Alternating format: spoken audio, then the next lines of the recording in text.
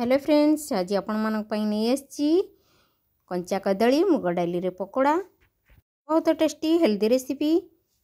आम सब बड़े आलू पियाज रे पकोड़ा बनाई खाई था, किंतु आज आपण मानकु गोटे हेल्दी पकोड़ा रेसिपी नहीं आसी। आपण माने निश्चय थे ट्राए करी बनाई खातु आउ सुस्थ रुहतु। आउ मोर एमती विधि विधान चैनल रे नुआ रेसिपी देखापी मोर चैनल को गोटे सब्सक्राइब करंतु, साइड रे बेल आइकन को प्रेस कर दियंतु, जेमिति नुआ वीडियो अपलोड हेबो आपण मानकु तुरंत नोटिफिकेशन मिल परिबो। आउ टेस्ट केमिति अछि ता प्रथमे आमे देखि जानिनेबा। फ्रेंड्स एठा देखंतु दुईटा कंचा कदली फ्रेश नेबा, मुग डाली 150 ग्राम नेबा। एहा पूर्वरु आउ मते सपोर्ट करिया पई लाइक कमेंट शेयर वीडियो को मोर कर दियंतु। ताले आसंतु जिबा आमे आजी कदली रे केमिति पकोड़ा बनैले ता प्रथमे आमे देखिनेबा। पकोड़ा आमर बहुत सुंदर देखा जाउची, सुंदर देखा सहित बहुत टेस्ट मध्य अछि। आमर पकोड़ा ऊपर क्रिस्पी भीतर सॉफ्ट अछि। ताले आसंतु जिबा आमे आजी केमिति बनैबा पकोड़ा ता प्रथमे जानि नेबा। फ्रेंड्स प्रथमे आमे 150 ग्राम मुग डाली को भेदै नैथिले 15 मिनिट पई। एबे आमे याकू धोई नेबा। मुग डाली रो पाउडर अंश सब बाहर गले याकू छाणी नै मिक्स जार रखिबा। एबे आमे याकू बाटिया पई मिक्स जार नै गले। एबे आमे ऐड करिया 2टा कंचा लंका, याकू भांगी पकई नेबा। या पर आमे ऐड करिबा टेस्ट अनुसार लूण गोटे बड़ चम्मच। या पर आमे गोटे छोट चम्मच जीरा नेबा। जीरा पकाया द्वारा हमारा डाइजेशन भी बहुत भल होता है और पकोड़ा रे फ्लेवर मध्य बहुत भल आसता है। या पर आमे नेबा 5 ରୁ 6 पकोड़ा रसुण चोपा छड़ाई नहीं पकई नेबा। एबे आमे बाटिया पई आधा कप रु कम पानी देबा। फ्रेंड्स हम पानी दे दिले। एबे चलंतु याकू बाटी नेबा। फ्रेंड्स एठार देखंतु आमे मुग डाली को बाटी नेले। एबे आमे चमच रे चेक करनबा इंग्रेडिएंट सहित मुग डाली भले से पेस्ट होई छि कि नहीं। एबे देखंतु हमर पेस्ट भलो भाबरे होई जाई छि। एबे चलंतु आमे जो कदली दुईटा को रखिथिले एबे आमे काटी के याकू पकई नेबा।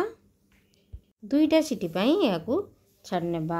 गैस रे बसाई नेबा। एबे फ्रेंड्स एठार आमे गैस रे 2टा सीटी पई बसाई नैथिले। एबे आमे कदली को 2टा सीटी दे दी छंती। एबे आमे कंचा कदली को ठंडा कर नेबा।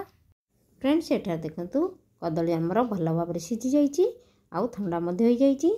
एबे चलंतु याकू आमे चकटी नेबा।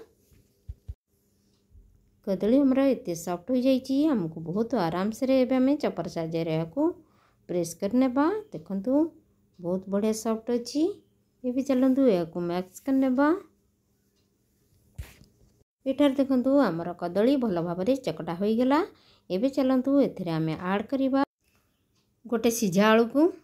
एबे हमें कदली चकटा सहित सिझा आलू को मध्य चकटी नेबा। एबे हमें सिझा आलू आ कदली की चकटी नेले। एबे चलंतु एबे हमें ऐड करिबा मुग डाली बटा को। याकू भल भाबरे मिक्स कर नेबा।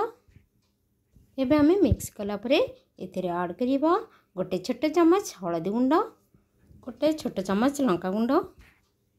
एबे हमें भल भाबरे याकू मिक्स करी चकटी नेबा। फ्रेंड्स एठार हमें सब कुछ चकटी नेले।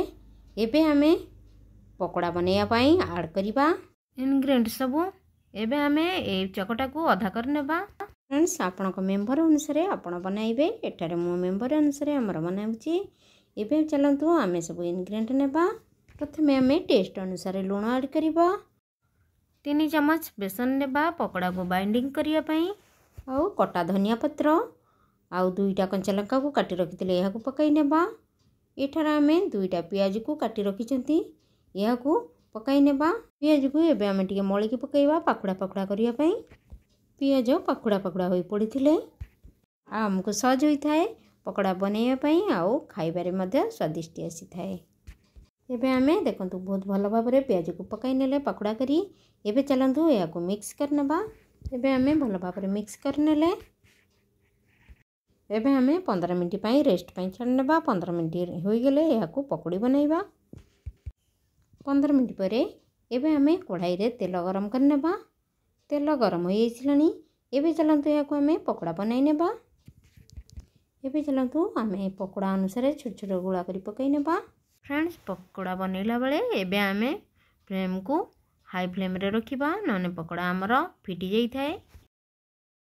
एबे आमे सबको पकाई नेले एबे आंच को मीडियम फ्लेम रे रखी याको फ्राई करिबा। एबे आमे पकोड़ा को सब छाड़ नेले एबे चलंतु याको धीरे धीरे करी उल्टाई नेबा।